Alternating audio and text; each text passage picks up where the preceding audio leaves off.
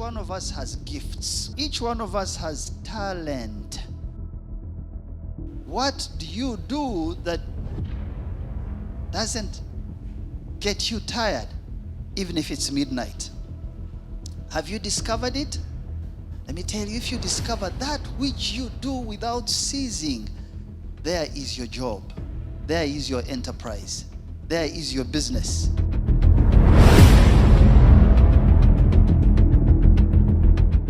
What tools drive wholesome community recovery? Leaders should know how much distance ahead of their people they are walking, because leadership is as strategic as followership. Please bear with me. I want to give you a little bit of history so you can understand it's not your mistake. It's not you alone who began this. There were many forces combined to make you who you are, eventually what you became. If you don't understand those forces, you will be on the surface of things. That's why we like history, because history tells us there's nothing new in the world. There's nothing new in the world. In a country called South Africa, this fellow I mentioned called Rudyard Kipling, the poem, C.C. Rhodes, there was a man called C.C. Rhodes, the one whose Rhodesia was named about. For those of you who are older, there used to be a country called Rhodesia. C.C. Rhodes wanted to take South Africa, but he brought in other people who were not the Dutch Boers, and he incited them so that in that incitement he could come and fight the Boers. He's using all the elements to get what he wants. Sometimes we are like a puppet being held and used for intentions we don't know. So let me give you some genesis as I know it. Maybe it can help a younger person to understand how to deal with trauma and recovery. So many of you know that in the year 1872, in a place not far from here in Patiko, in Pajule Hills, I think it's called Ajul Hills, Samuel Baker. Does anyone remember that man, Samuel Baker? Sir, they used to call him Sir, they knighted him, thank you. Samuel Baker crosses from, I think he came from Omdurman, he came through Bor of South Sudan. He settled a bit in Torit, in a place called Tirangore. I've been in all these places personally. And then he came down and settled here at Fort Patiko. And that first contact had a king. There must have been a king here who he met. What was his name? Does anyone know him? What was his name? Okay, so let me not take a lot of time. So there are several Ruots. We know someone called Ruotawich, out of who Kololo comes from. We know the meaning of the word Kololo. Well, so when I said that you have a lot of influence but you don't know it, even from a kingly level, you have touched the capital city of a country, right? We know Ruot Pajule in 1945. We know Ruot Matayo Lamotte of Adilan Kingdom. Okay? So what if these Ruots had cooperated with Buganda and Bunyoro and Nkore to say, Sir Samuel Baker, it stops here. We are one. What would have Uganda be like today? Wouldn't it be a different country? Because the European countries did it that way and survived. Why do I say that? Because I find similarities in some words. The word Onek Bonyo, who knows what it means? Onek Bonyo. So Onek Bonyo is the locusts. That's how we call Mwitanzije in Bunyoro. So when I read those words, I thought Onek Bonyo and Mwitanzije show me that the Shilluk of South Sudan today, we know the people called the Shilluk, out of who the Arabs started the word Cholo. Out of the word Cholo, you have Chuli and you have Acholi. Does anyone agree with me on that? Because the Acholi is a very recent word. This, what we call Acholi, is not ancient. But it tells me that the people of South Sudan, the people of northern Uganda, the people of I don't even want to belabor the point here because the president speaks about this almost all the time. He speaks about one Kachi, of Buganda. It tells me that if there are some similarities in language, language is an expression of culture. It's an expression of food, of seasons, of habits. It tells me that there is a thing that those roots I mentioned, if they had cooperated and used what strengthens us instead of what separates us, we would be a different country today. But we did not. We did not work together. So on March 10th, 1900, at 11 o'clock, a kingdom called Buganda signed an agreement with the British, with Lugard. Lugard had been to, when he left to Uganda, Lugard went to Nigeria. He's the one who got those states in northern. Are we still together? Do you like history? So he goes to Nigeria after fixing Uganda for Britain. Like, I've fixed you now. I can move on. But he came alone. Alone. And with another captain called Williams. And they recruited people called Zanzibaris. And they gave them rifles. And then they went to present-day Khartoum. And the Arabs call it Khartoum, not Khartoum. Khartoum. Khartoum is the confluence of two rivers. That's what it means. Actually, it is Khartoum, because Kil is River Nile. It's a river. Salva Kiir, General Salva Kiir, that's how he gets his name. So he gets those, he calls them Sudanese soldiers. He brings all of them to Kampala and he says, at the seat of the king, that's where the English people should settle. And then he starts to recruit a force, because he found us already divided, to pick a force from Buganda and add the Sudanese, add the Zanzibaris, add the Indians. It's really a cacophony of many, many people, right, who just colonized us. But he's working not on behalf of British government. No, he's working on behalf of Imperial British East African Company. It's a company that colonized us. And he says, because these were Faranzas, you know, they had troubles in their continent. He said, I don't want Wafaranzas here. He chases them to Voodoo. He says, go far away from us. I will give you. Imagine a Mzungu arriving and said, I will give you. Now, he gives them Masaka, present-day Voodoo. Now, you know why some parties and particular religions are strong there. It is because of the action of 1900. The Baganda say, Okaliada kadada. That what you eat, we will see it.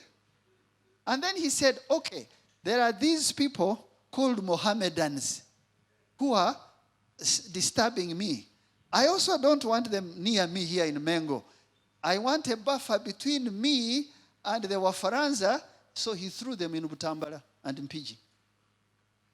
If you go to Butambala, that's where Alhaji Moses Chigongo comes from. You'll find a lot of religion of a type there. Okaliada kadada. I hope I explained that here, because you may not speak Luganda. So he fixed us, and he went on to fix other parts of Africa. He fixed Nigeria, he went and fixed Nyasaland. There's a big book I finished reading last month. He writes it himself. He talks about you people and Buganda and everyone in Uganda. He understood you better than you understand each other. He studied Luganda and learnt it and spoke to Smeika Kungulu. Does anyone know Smeika Kungulu? And he said in Luganda, Wotuke Wakabaka, this is Lugard speaking. Wotuke Wakabaka, he's sending Kakungulu to go to the east. No sanga Kabaka Masonga Gakanude. If you see any Kabaka where you are going and you see his eyes are open, echo chatudeko tochikwatako chimurekere. Chiri cholaba mbu amaso mazibe chitwale chicho. That if the king's eyes are closed, that's your land. Take it. No wonder on April 17th at 11 o'clock, 1899, here in Lango, Kakungulu captured who? Mwanga and Kabalega. He captured them. He found them in Dokolo. I even know the sub-county. Arrested them for lugard. And poor Kabalega was trying to resist. He cut off his arm to tell you, I'll fix you. Chopped off the arm. If you look at that picture, Indian soldiers are standing behind Kabalega and Mwanga, arrested. When you don't know each other and you don't know yourself, someone will fix you. And they will fix you for life. Change starts with you. In a business, they say that if you are not on the table where a business is discussed, right? You are on the menu for lunch. They are going to eat you. Many, many parts of Africa are like that. They are eating us with spoons. We are just not watching. So because of that decision that happened on 10th of March 1900, very quickly, 4 societies emerged in our country. I want you to list those societies because they'll help you understand how we ended up with civil wars and fighting each other. The first group of people were called sons of chiefs and priests. If you're not a son of a chief or a priest, you don't go to school.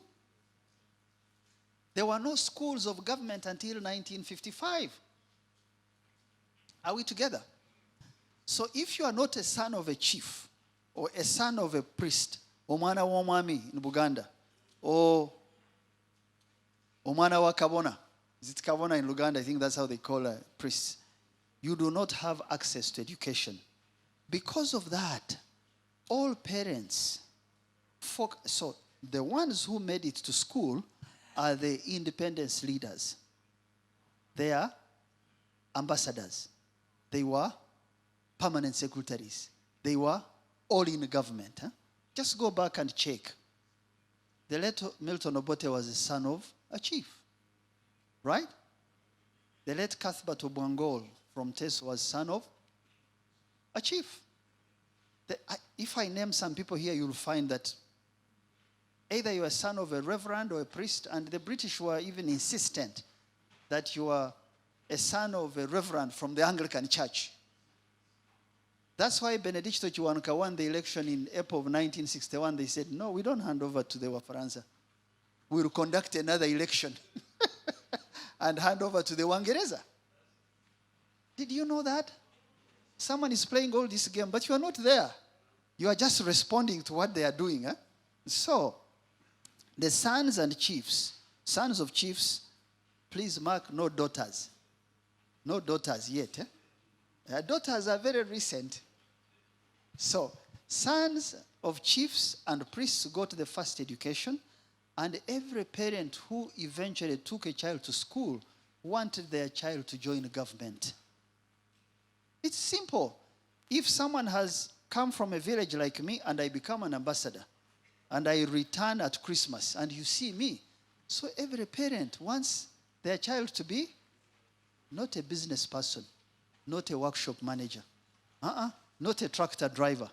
Those are nothing. Those are nothing. Yet, you know, the people who make all your vehicles, all your tractors, they are all Senior 1 and P7. In Germany, in Japan, that's the highest paid profession because they get you to move from one point to another. Us, we educate because we want government jobs.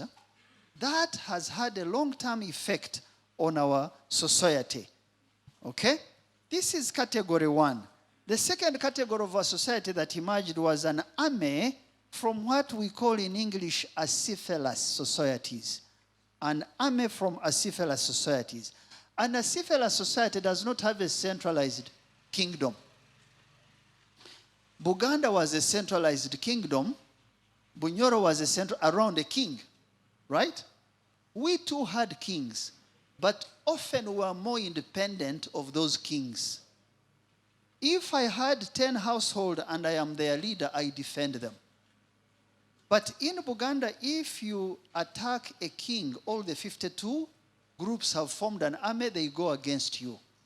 So you can imagine these Muzungus had a theory on how to deal with us.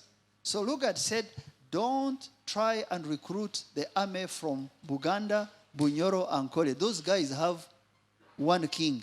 You go and get the army from those who do not necessarily have a centralized kingdom. They are called acephalous societies. Are we together? So, because of that, Lugard said a rifle, a weapon, is your means of social ascent. Social ascent is, in other words, if you have a gun, you don't sleep hungry.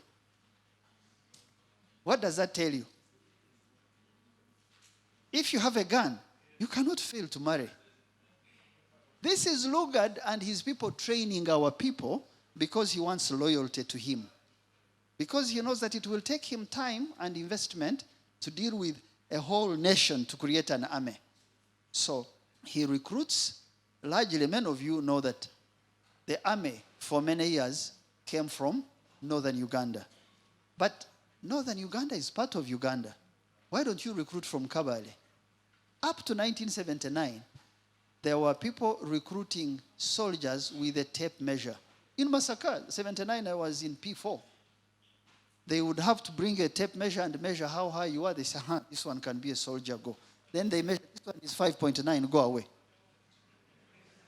Is fighting to do with height or fighting to do with the spirit? If you are angry enough and you have a cause, anybody, including a pygmy, can defeat you. But they ingrained it in us. You have to be tall, you have to be this, was that you deciding? No. Someone was deciding and making it emphatic that this should last forever. The third society, I'm taking a lot of time, was a small entrepreneurial minority running large-scale plantations, factories. They were exporting. They were called Arabs and Indians. Very small percentage, but the British said, you are the one who will run factories. Now, in 1945 to 49, Ignatius Musazi the late, who is buried at Kololo airstrip, he led a rebellion in Katwe to say, we are tired of growing cotton and coffee, but we can never process them ourselves. We can't gene cotton. So when you hear the president talk about processing, it's not a new message. It's just that it's a message that people don't get. Because we are used to receiving what other people have processed and we give them higher value, we have remained who we are. Imagine Musazi in 1945 fighting for what President Museveni fights for today. It is because we told our children that starting a business or going to a vocational college is wrong. Either you are an army officer or you are in the government. Now, because of this minority having no social base, that's why in 1972, Idi Amin chased them. I don't know if I've shared this story with you. I feel like I'm running late on these examples. So it's 1962. We have just gotten independence. Idi Amin goes to Kampala Club. He wants to have a beer. He was a Muslim, but he would drink, okay? So he goes to Kampala Club because he's the army commander. He gets to the club at 4 in the afternoon, and an Indian comes out, an Indian gentleman. Indians were Ugandans, right? But holding British passports. Huh? They were the managers of restaurants, hotels, right? If they caught you trying to gene cotton as an African, they would arrest you and take you to Luzira. That work is not for you. That work is for another person. Eh? Now, so Idi Amin asked for a beer. The Indian gentleman said, go away. This club is not for Africans. Idi Amin keeps quiet. He goes behind the kitchen. Remember, he had been in the Second World War. He had been a cook. So he knew the language of how the kitchen works. So he said, yeah, I am very thirsty. He's a major. He said, so the cook gives him 2 beer bottles. He sits under a tree. He takes his beer. He looks at that Kampala Club. And he says, your time will come. Your time? So sometimes leaders can carry personal problems and nationalize them.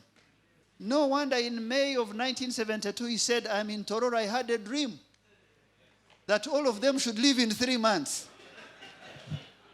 Or Kaliada, it is that that mistreatment by a minority that generated that anger. And that anger, don't think that Idi Amin was the only one interested in chasing people. There were many people who were happy that it had happened. Even Kenya, they were trying to do it. President Kenyatta Sr. said, let's buy these companies instead of chasing away. It was another model, but the idea was, these small minorities who are doing business, why not us? Instead of learning from them, remember the Japanese and the Americans? And strengthening ourselves, just live. When you live with the factories, you live with the jobs, you live with technology, you live with intellectual patents. We recovered to 1971 levels in our economy in 2009.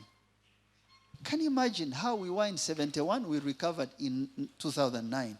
That third category had no social base. That's why we had the expulsion of 72. Finally, category 4. Didn't I say 4 societies? The last one are called peasants.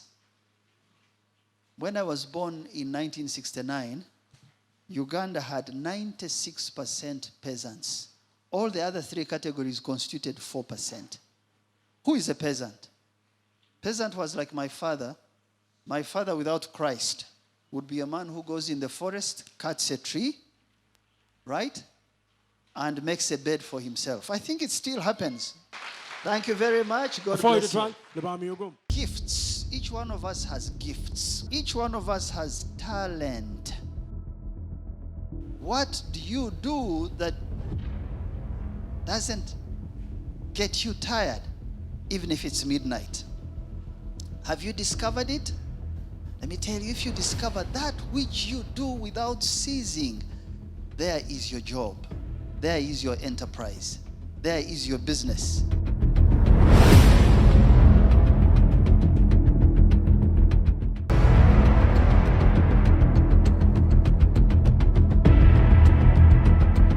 When you don't know each other and you don't know yourself, someone will fix you, and they will fix you for life. Change starts with you, and we cannot overcome badness or evil unless we are united under national ethos. We are now going to tackle the roots, and the roots will give us the fruits we need. Don't underrate the knowledge of the people who have made it in your community. Listen, men of God, I ask you to take leadership responsibly.